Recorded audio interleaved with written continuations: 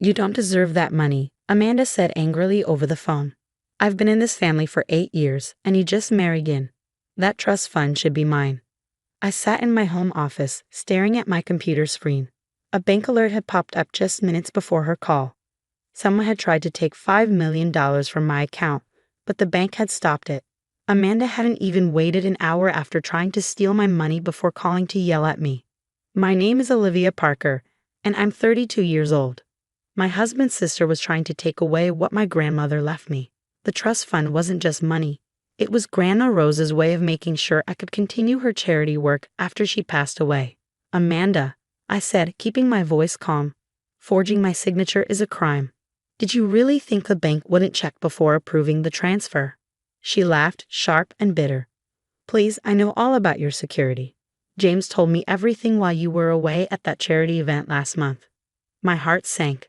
My husband, James, had access to my accounts. We had always been open with each other, but now Amanda's words made me wonder, had he helped her? I deserve that money more than you, Amanda said, her voice rising. Do you know how hard it is to watch you give away my family's wealth? You're not even a real Parker. I glanced at a photo on my desk, Grandma Rose and me at a children's hospital she had helped build.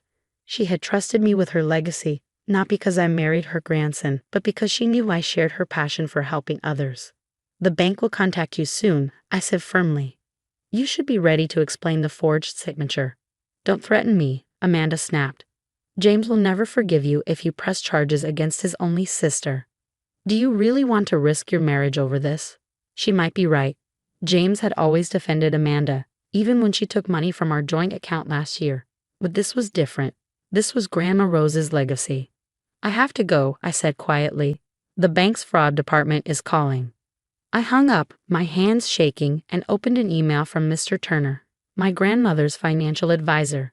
He had already flagged the suspicious activity and activated security measures, knowing Amanda had been asking about the trust fund. My phone buzzed again. James was calling. I ignored it. I needed time to think. Did he help Amanda, or was he just too trusting? Then the bank called. Mrs. Parker. This is Sarah Chen from First National Bank's fraud department. We need to talk about a suspicious transfer attempt on your account. I took a deep breath. Yes, I'd like to press charges for attempted fraud. We've recorded everything, the forged signature, the transfer attempt, even Amanda's phone calls where she claimed to have power of attorney. Should we contact the police? Yes, I said, my voice stronger now. And one more thing. I believe my husband may have given her my account details. Ms. Chen was silent for a moment. Understood. We'll freeze all access to your account, including your husband's, to protect you. As I ended the call, James called again. This time I answered. Olivia, what the hell? He yelled. Amanda's crying, saying you're trying to have her arrested. She just made a mistake. I closed my eyes. He was already taking her side. A mistake? I repeated. She forged my signature to steal $5 million, James. That's not a mistake. She's family, he insisted. We can fix this privately. You don't need to call the police. Family. That word felt like a weapon. I had spent years trying to be part of the Parker family, but moments like this reminded me that I never truly belonged. You're right about one thing, I said. Family is important. That's why I have to protect Grandma Rose's legacy, even if it means protecting it from our own family. I hung up and pulled up the security footage from my home office. I had installed the camera as a precaution, hoping I'd never need it. Now, it would show exactly how James accessed my files while I was away. Sometimes protecting what matters means preparing for betrayal, even from the people closest to you. My phone buzzed again, a text from Amanda. You're making a huge mistake. Hope your precious trust fund is worth losing your husband over. I didn't reply. Instead, I forwarded the message to Mr. Turner as more proof. Amanda thought she was threatening me, but she never understood what the money really meant. It wasn't about being rich. It was about keeping a promise to someone who believed in me. Amanda would make her next move. But this time, I was ready. The next morning was full of chaos. I woke up to find that James hadn't come home. His text explained that he had stayed at Amanda's house, helping her deal with this nightmare. Meanwhile, the family group chat was filled with messages, most of them blaming me. They acted like I was the villain trying to hurt poor Amanda. I ignored them and went straight to First National Bank to meet Mr. Turner. The bank's security footage clearly showed Amanda trying to use a fake power of attorney document. She had even styled her hair like mine to trick the tellers. Mr. Turner slid some photos across his desk. "This is strong evidence," he said, "but there's something else you need to see." He showed me a list of failed transaction attempts from the past 3 months. All of them used my credentials. I looked at the dates and my stomach dropped. These attempts happened when I was away at charity events and hospital visits, times when James was home alone. "We tracked the IP addresses," Mr. Turner continued. "They all come from your home." "James," I whispered. "He had been testing my account security this whole time." "And there's more," Mr. Turner said seriously. "Last week, someone tried to change the trust fund beneficiary to Amanda's name." I felt dizzy. James was the only other person who had access to those documents. He had been helping his sister steal my inheritance. My phone buzzed. A message from my mother-in-law. "Family meeting. Tonight, 7 p.m. Be there or we'll take this as your admission of guilt." Guilt? As if I was the criminal here. "What do you want to do?" Mr. Turner asked gently. I straightened my shoulders, channeling Grandma Rose's strength. "Proceed with the fraud charges. And Mr. Turner, gather all the proof of James's involvement. Every attempt, every access, every betrayal." He nodded. "And the family meeting." "Oh, I'll be there," I said. "But first, I need copies of everything." The Parker family home always felt cold, but that night, it felt hostile. Conversations stopped as soon as I walked in. Everyone stared. Amanda sat in the middle of the room, eyes red from crying, looking like a helpless victim. James wouldn't even look at me. My mother-in-law, Margaret, spoke first. "I hope you're happy, Olivia.